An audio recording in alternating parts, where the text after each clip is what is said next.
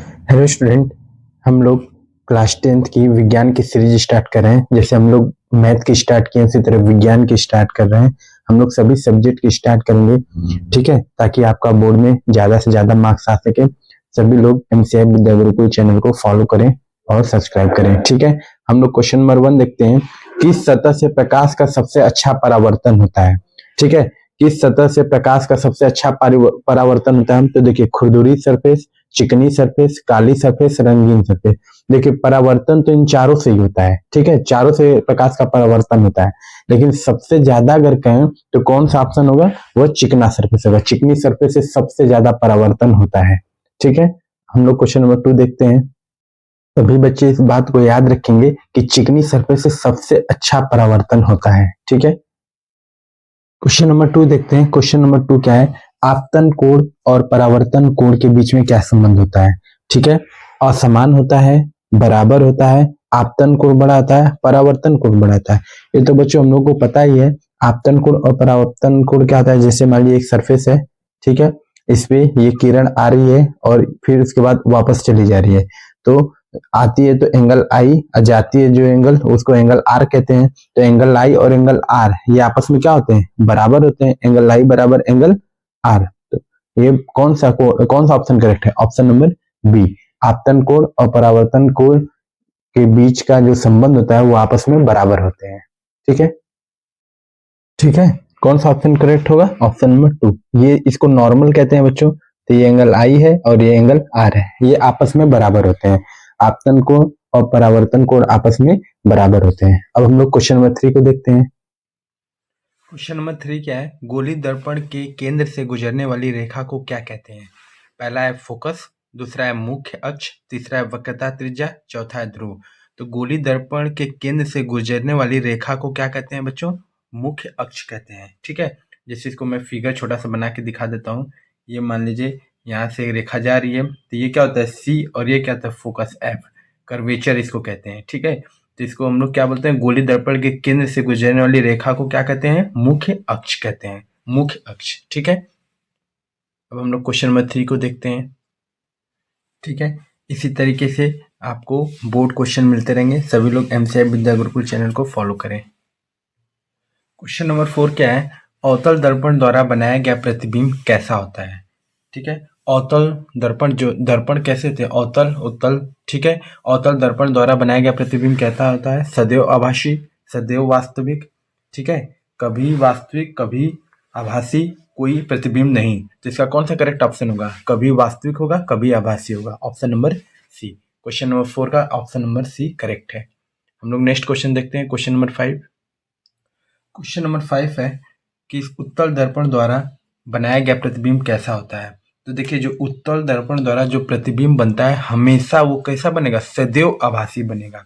मतलब जैसे मान लीजिए ये है उत्तल दर्पण, ठीक है, यहाँ पॉइंट पी है। यहाँ से जब हम कोई भी प्रतिबिंब बनती है, ठीक है, कोई भी प्रतिबिंब उत्तल दर्पण में बनती है तो उनके बीच में जो प्रतिबिंब बनेगा वो हमेशा कैसा बनेगा, आभासी। कैसा आभासी, सदैव आभासी। तो ये चीज याद रखिएगा कि उत्तल दर्पण द्वारा बनाया गया प्रतिबिंब हमेशा सदैव आभासी होगा। तो कौन सा ऑप्शन करेक्ट है, ऑप्शन नंबर 5। अब हम लोग नेक्स्ट क्वेश्चन देखते हैं, क्वेश्चन नंबर 6। क्वेश्चन नंबर 6 देखते हैं। क्वेश्चन नंबर 6 क्या है, किसी दर्पण का उपयोग वाहनों के पीछे का दृश्य देखने के लिए किया जाता है। मतलब किस दर्पण का, किस हम लोग मिरर का यूज करते हैं। कोई भी गाड़ी, कोई भी वाहन है, जैसे मान लीजिए कोई वाहन है, ठीक है, वाहन के पीछे का दृश्य हमें देखना है। पीछे कौन सी गाड़ी आ रही है ये हमें कैसे देखना है। मान लीजिए कार है, ये ट्रक है, तो इसके पीछे जो मिरर लगा होगा वो हमको कौन सा लगाएंगे कि हमको पीछे का गाड़ी सीधा दिखे।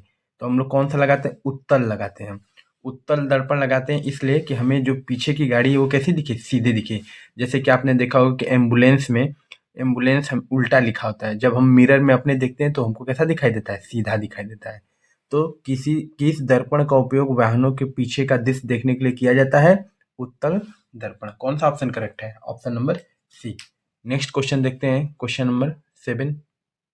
क्वेश्चन नंबर 7 है, प्रकाश के परावर्तन के कितने नियम होते हैं। अब इसमें तो कोई डाउट होना नहीं चाहिए। प्रकाश के परावर्तन कितने नियम होते हैं, 2 नियम होते हैं, ठीक है। कितने नियम होते हैं बच्चों, 2 नियम होते हैं। इसी तरीके से बोर्ड फोकस क्वेश्चन को आपको हर एक वीडियो में मिलेगा, ताकि आप सभी लोग बोर्ड में अच्छा मार्क्स पा पाएँ। इसलिए सभी बच्चे जितने भी लोग हैं, सभी लोग MCI विद्या गुरुकुल चैनल को फॉलो करें।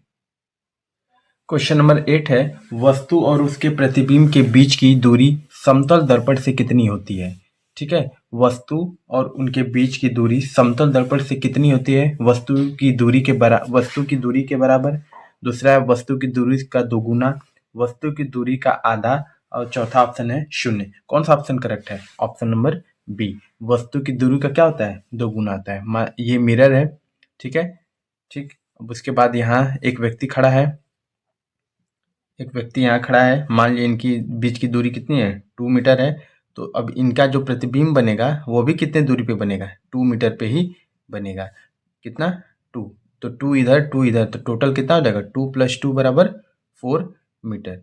तो इसका ऑप्शन क्या करेक्ट है बच्चों? वस्तु की दूरी का दोगुना। वस्तु और उसके प्रतिबिंब के बीच की दूरी हमेशा कितनी होती है? दोगुनी होती है। ये मोस्ट इंपॉर्टेंट क्वेश्चन है, सभी बच्चे इसको ध्यान में रखेंगे, ठीक है। नेक्स्ट क्वेश्चन देखते हैं हम लोग, क्वेश्चन नंबर 9।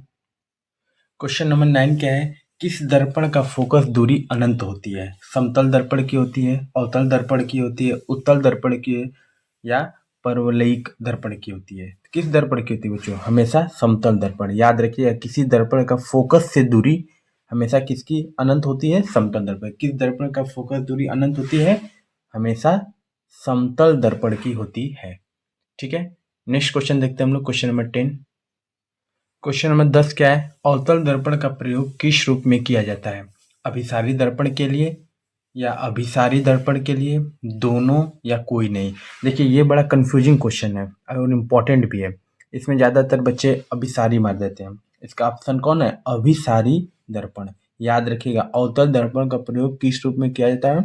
अभिसारी दर्पण के लिए, ठीक है। नेक्स्ट क्वेश्चन देखते हैं, क्वेश्चन नंबर 11।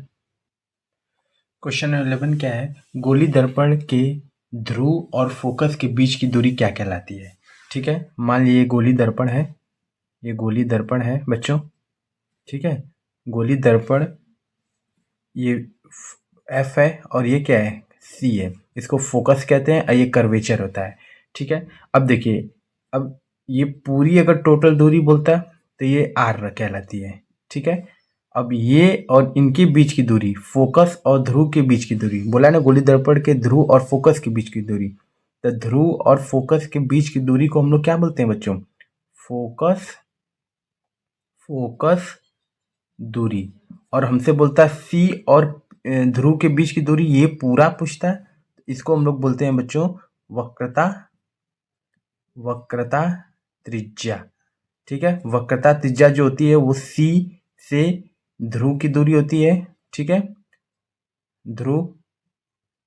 और जो फोकस की दूरी होती है वो क्या होती है? F से ध्रुव, ठीक है। ये चीज दिमाग में रखिएगा। तो इस क्वेश्चन का ऑप्शन कौन सा करेक्ट है? ऑप्शन नंबर ए, फोकस दूरी, ठीक है। याद रखिएगा इस चीज को, ये नोट में ये वेरी इंपॉर्टेंट पॉइंट है। जब गोली दर्पण के ध्रुव और फोकस के बीच की दूरी बोलेगा तो फोकस दूरी, और कर्वेचर और फोकस के बीच की दूरी बोलेगा तो उसको वक्रता त्रिज्या कहते हैं, ठीक है। नेक्स्ट क्वेश्चन देखते हैं, क्वेश्चन नंबर 12। समतल दर्पण द्वारा बनाए गए प्रतिबिंब का आवर्धन क्या होता है? हमेशा याद रखिएगा बच्चों, समतल दर्पण द्वारा बनाए गए प्रतिबिंब का जो आवर्धन होता है वो क्या होता है? +1, ठीक है। नेक्स्ट क्वेश्चन देखते हैं, क्वेश्चन नंबर 13। क्वेश्चन नंबर 13 क्या कह रहा है? यदि वस्तु अवतल दर्पण के वक्रता केंद्र पर रखी गई है तो प्रतिबिंब कहाँ बनेगा? यदि वस्तु अवतल दर्पण के वक्रता केंद्र पर रखी गई तो हमेशा जो बच्चों जो प्रतिबिंब होता है वो हमेशा वक्रता केंद्र पर ही बनता है, ठीक है। ये याद रखिएगा, जब यदि वस्तु अवतल दर्पण वक्रता केंद्र पर रखी गई तो वक्रता केंद्र पर ही बनेगा। जैसे मैं यहाँ छोटा सा फिगर से बता देता हूँ आपको। जैसे ये दर्पण है, ठीक है, ये आपका ध्रुव है, ठीक, ये कर्वेचर है C, और ये पॉइंट F है जहाँ पे फोकस पे बनना है, ठीक है। अब देखिए, यहाँ से लाइट गई, ठीक है, फिर ऐसे आई, ऐसे परिवर्तित हो गई, ठीक है, फिर ऐसे गई तो ऐसे सीधे चली आई इधर, फिर ऐसे चली गई ये, ठीक। तो ये देखिए, ये जो प्रतिबिंब का ये बन रहा है फिगर, वो कहाँ बन रहा है? C पर ही बन रहा है, वक्रता केंद्र पर, ठीक है, ये फोकस होता है, ये वक्रता केंद्र है, कर्वेचर जिसको कहते हैं, ये ध्रुव है। ठीक, ये ध्रुव है। ठीक है, याद रखिएगा, यदि वस्तु अवतल दर्पण के वक्रता केंद्र पर रखी गई है तो प्रतिबिंब हमेशा वक्रता केंद्र पर ही बनेगा। ठीक है, हम लोग नेक्स्ट क्वेश्चन देखते हैं बच्चों, क्वेश्चन नंबर 14। क्वेश्चन नंबर 14 क्या है, किस दर्पण में वस्तु का प्रतिबिंब हमेशा छोटा दिखाई देता है।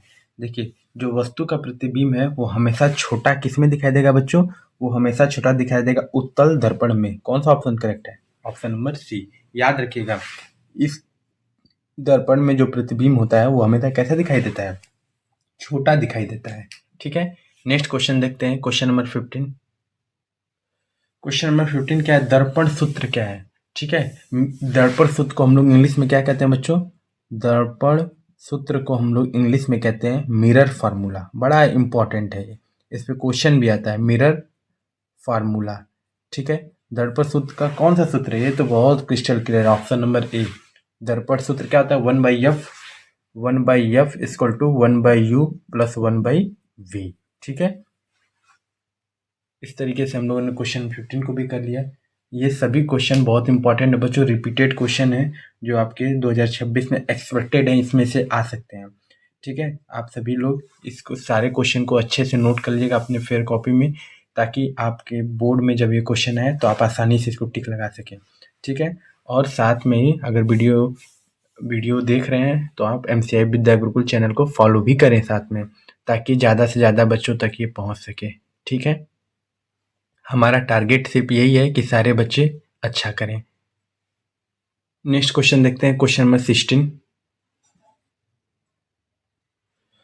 16 क्या है, गोली दर्पण के मुख्य अक्ष के समांतर आने वाली किरण परावर्तन के बाद कहाँ मिलती है।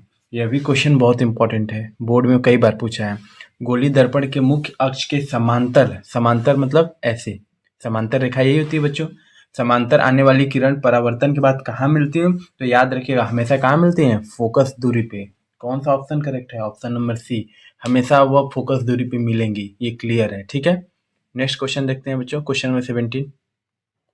क्वेश्चन नंबर 17 है, किस दर्पण में फोकस दूरी सदैव धनात्मक रहती है। ठीक है, किस दर्पण में फोकस दूरी सदैव धनात्मक रहती है, इसका ऑप्शन कौन करेक्ट है बच्चों, ऑप्शन नंबर सी। उत्तल दर्पण में हमेशा फोकस की दूरी क्या होती है, धनात्मक होती है। याद रखिएगा, डायरेक्ट अगर याद है तो टिक लगा देंगे आप बोर्ड में कि किस दर्पण में फोकस दूरी धनात्मक है, उत्तल दर्पण। ठीक है, उत्तल दर्पण। नेक्स्ट क्वेश्चन देखते हैं, क्वेश्चन नंबर 18। क्वेश्चन नंबर 18 ये इंपॉर्टेंट क्वेश्चन है, ये कई बार पूछा है। दर्पण की क्षमता का मात्रक क्या होता है, दर्पण जो होता है बच्चों उसकी क्षमता का मात्रक क्या होता है, तो इसका आंसर एकदम क्लियर याद रखिएगा, डायोप्टर। कौन ऑप्शन है, ऑप्शन नंबर बी, डायोप्टर है। डायोप्टर पे आप टिक लगा दीजिएगा, डायोप्टर। ठीक है, नेक्स्ट क्वेश्चन देखते हैं, क्वेश्चन नंबर 19। क्वेश्चन नंबर 20 क्या है, क्वेश्चन नंबर 20 जो है, प्रकाश के परावर्तन के दूसरे नियम के अनुसार।